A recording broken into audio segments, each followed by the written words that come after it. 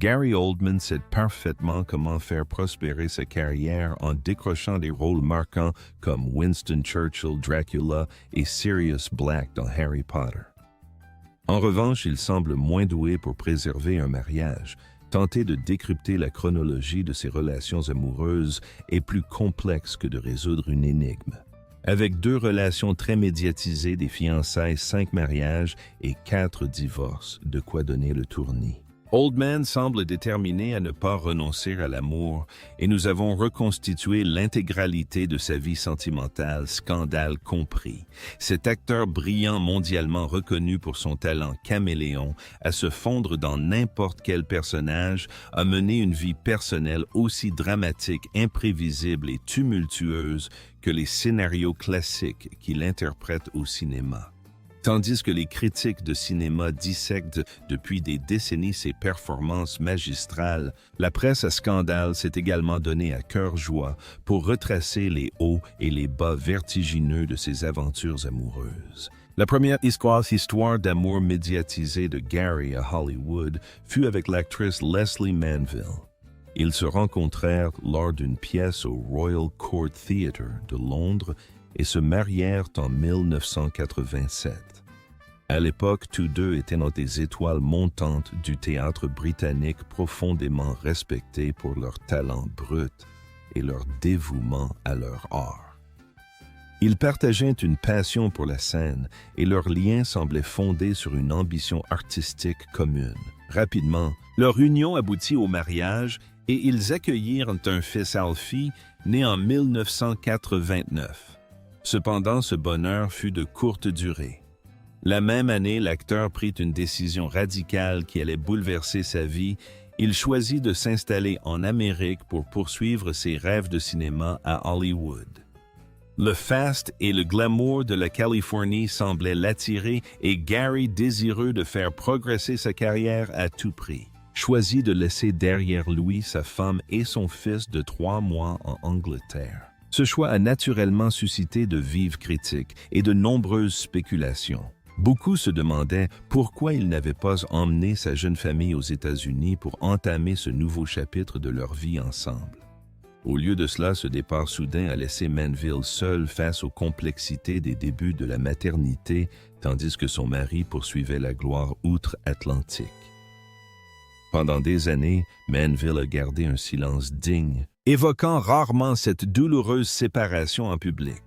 Cependant, elle a par la suite laissé entendre subtilement son absence, suggérant qu'il n'était pas le père parfait et attentionné qu'il prétendait être. Revenant sur l'image qui dépeignait souvent Oldman comme un père de famille et dévoué, elle a souligné qu'il n'avait joué qu'un rôle mineur dans la vie de leur fils, insistant sur le terme « mineur », malgré tout ce que la presse avait pu lire sur le père merveilleux qu'il prétendait être. Le divorce du couple fut rapide, prononcé légalement en 1990, clôturant officiellement le premier chapitre de l'histoire conjugale d'Oldman. Pourtant, avant même que l'encre de son divorce ne soit sèche, l'acteur s'était déjà lancé dans une nouvelle romance très médiatisée.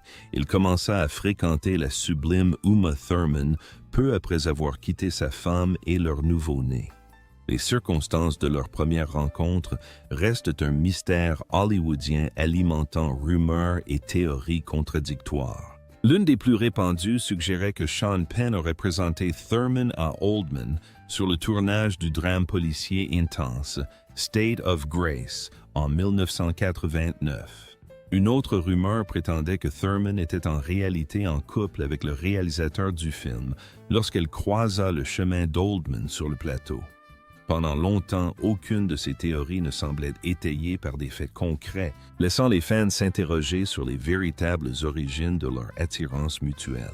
Le mystère a finalement été levé en 2014 lorsque le réalisateur de State of Grace a clarifié publiquement la situation. Il a révélé que Gary et Uma entretenaient une relation amoureuse pendant le tournage du film et ont décidé de se marier presque immédiatement après la fin du tournage.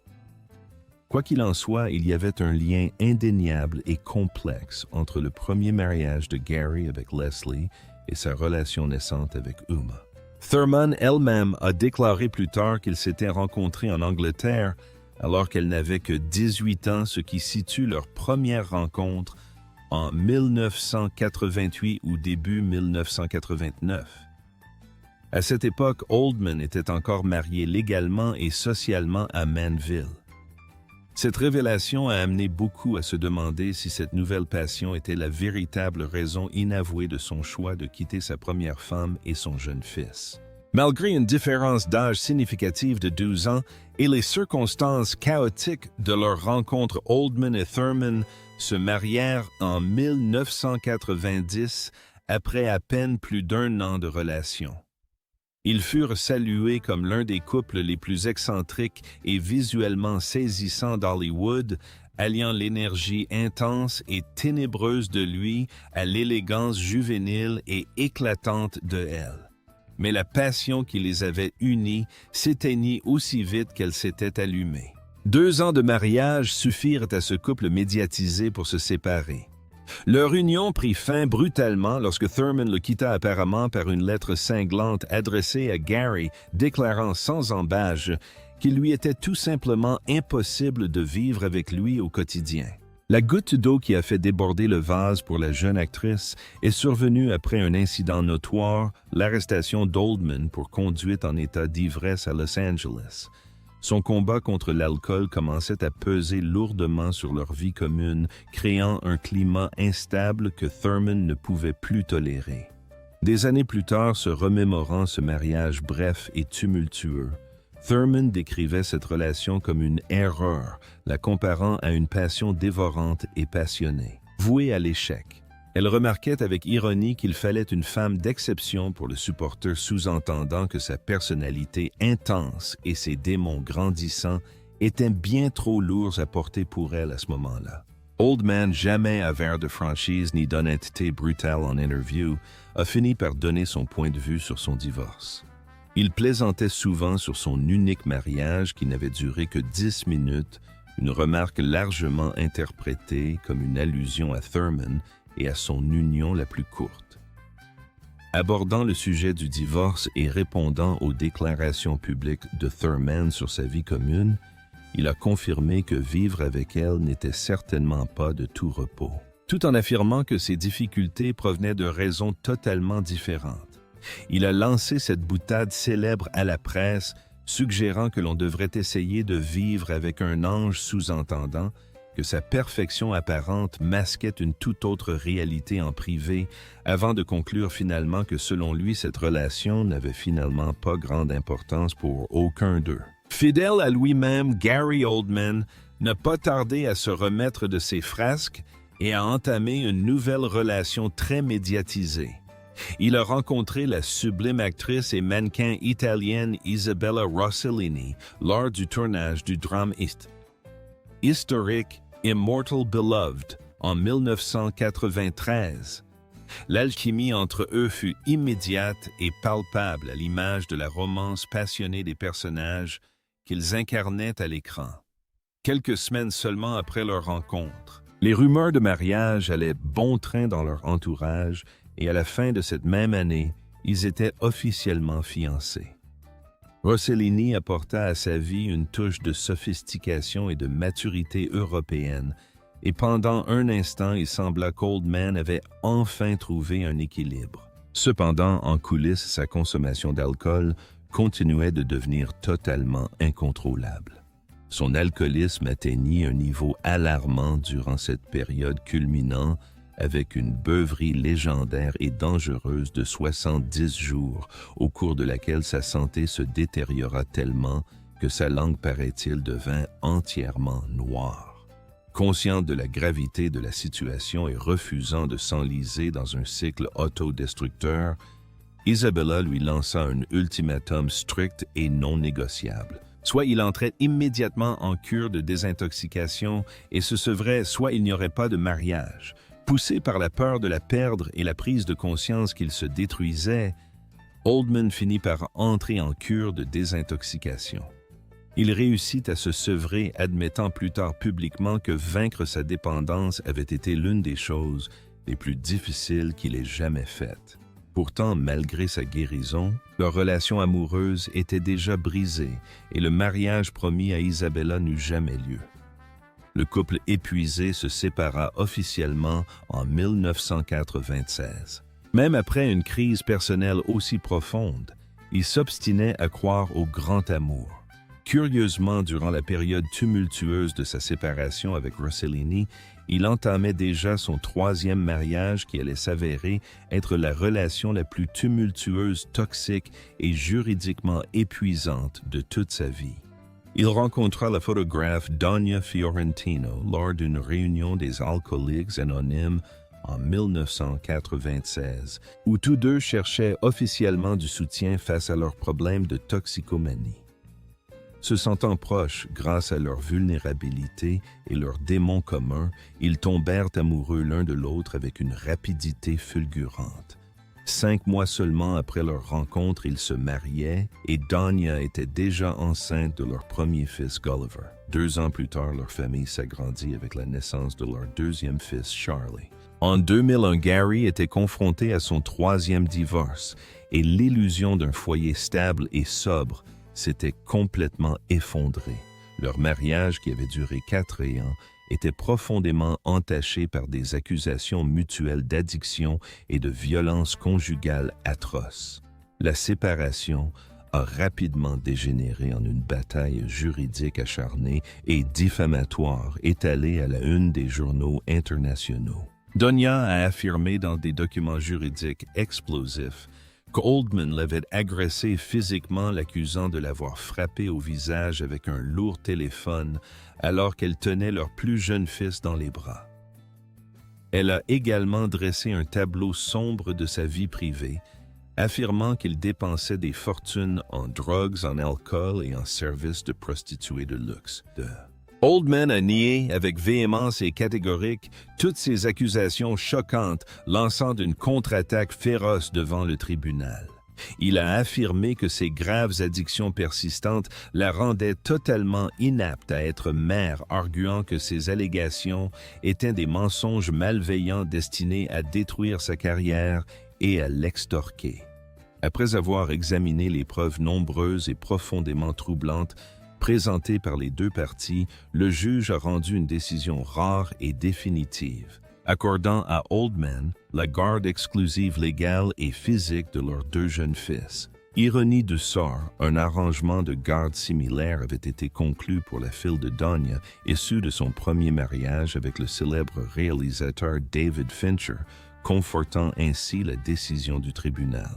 Dévasté par le chaos mais farouchement protecteur envers ses enfants, Gary a pris la décision de s'éloigner durablement des rôles prestigieux et exigeants artistiquement pour élever ses fils en tant que père célibataire dévoué.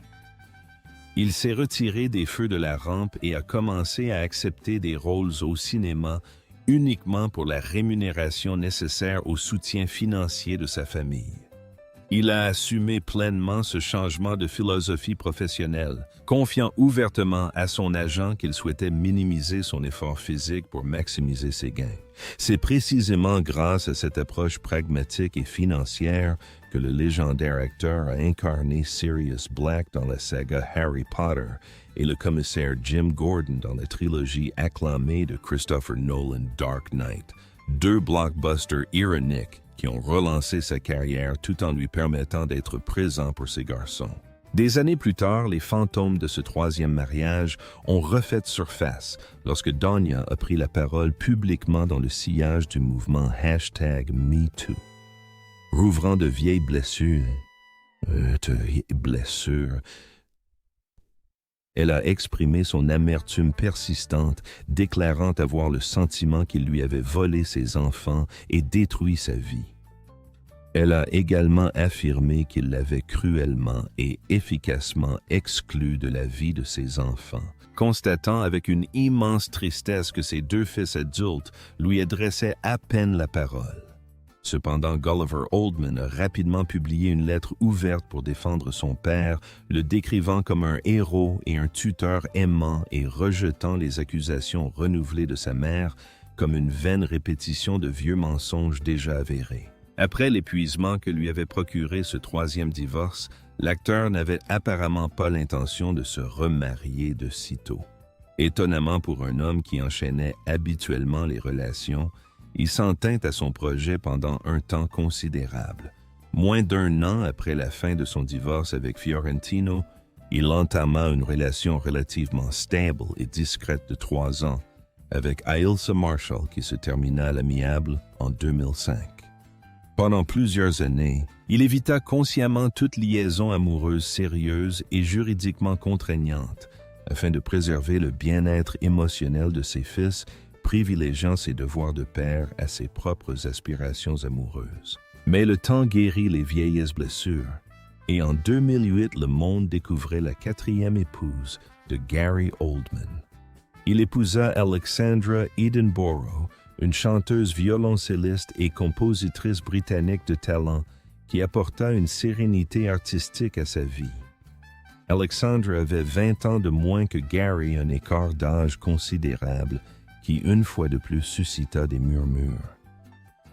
Lors de leur mariage, l'acteur semblait conscient de son parcours matrimonial, admettant ouvertement aux journalistes qu'il n'était certainement pas fier d'en être à son 4e mariage. Cependant, il exprima un immense optimisme, affirmant avec conviction que celui-ci était le bon, et espérait-il le dernier. Malheureusement, ces prédictions optimistes ne se sont pas réalisées. Alexandra a demandé le divorce en 2015, après environ 7 ans de mariage. Lorsque la séparation a été officialisée, Gary a invoqué l'écart d'âge important et les modes de vie différents qui en découlaient comme principale cause de leur rupture, préférant garder pour lui tout autre détail intime afin d'éviter un nouveau scandale médiatique.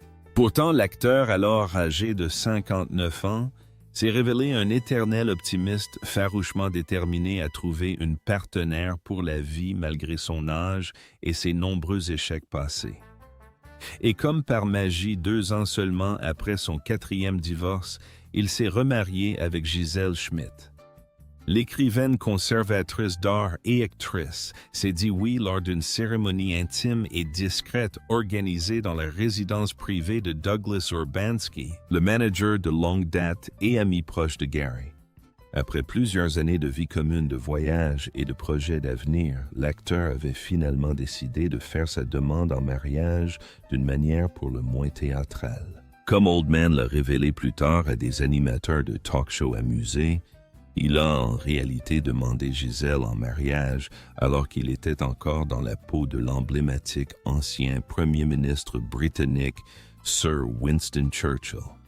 Plongé dans le tournage intense du biopic historique Darkest Hour, il a pris la décision spontanée de demander Schmidt en mariage sur le plateau. L'acteur a expliqué ce moment étrangement romantique en se souvenant qu'il se trouvait dans les salles de guerre souterraines minutieusement reconstituées pendant une pause. Il l'a emmené dans la salle des cartes, entouré d'accessoires historiques et dans la peau de Winston Churchill, utilisant la voix tonitruante et les manières si particulières du défunt homme d'État. Il lui a demandé si elle voulait l'épouser. La réponse de Schmidt fut un oui immédiat. Cependant, les jeunes fiancés n'eurent même pas le temps de savourer pleinement ce moment romantique et mémorable car l'équipe rappela aussitôt Oldman sur le plateau pour tourner sa prochaine scène dramatique. Heureusement, le sens de l'humour bien trempé de sa nouvelle épouse se révéla dans cette situation pour le moins insolite. L'actrice oscarisée confia plus tard qu'elle plaisantait souvent à ce sujet avec leurs amis, remarquant avec un humour pince sans rire qu'en quelque sorte elle s'était couchée avec Winston Churchill et s'était réveillée le lendemain matin avec Gary Oldman. On sait très peu de choses de la vie privée de Gisèle Schmidt, qui avant sa relation avec Gary Oldman a été mariée pendant 20 ans et avait un jeune fils prénommé William. Fait rare pour l'actrice Oldman, a toujours vécu sa relation avec elle avec une grande discrétion, préservant leur quotidien des regards indiscrets des paparazzi malgré ses nombreux mariages et divorces. Oldman a évoqué avec beaucoup d'affection le précédent mariage de Schmidt et la famille recomposée harmonieuse qu'ils ont su construire ensemble. Il a notamment souligné que son ex-mari avec qui elle a partagé sa vie pendant 2 décennies est un homme formidable qui avait même assisté à leur mariage. Il a également fait remarquer l'excellente amitié qui règne entre eux, ajoutant que l'ex-mari lui avait même dit en plaisantant qu'ils auraient dû être amis depuis toujours. Reconnaissant qu'ils n'étaient tout simplement pas faits pour Gisèle, mais qu'ils sont restés très proches aujourd'hui. Aujourd'hui, le couple vit heureux avec le fils de Gary Oldman et les fils de Gary dans une spacieuse et paisible résidence de Los Angeles. Après avoir survécu à des décennies d'excès hollywoodiens d'addictions destructrices et de divorces conflictuels, l'acteur chevronné fuit désormais délibérément le glamour des tapis rouges et se fait rare dans les soirées mondaines. Ce 5e mariage sera-t-il enfin le dernier pour Gary Oldman? Il semble en tout cas qu'il ait enfin trouvé la femme avec qui il pourrait passer le reste de sa vie en toute sérénité. Il a longuement médité sur son 5e mariage et partagé ses réflexions empreintes de maturité sur les raisons pour lesquelles cette union est fondamentalement différente de toutes les autres.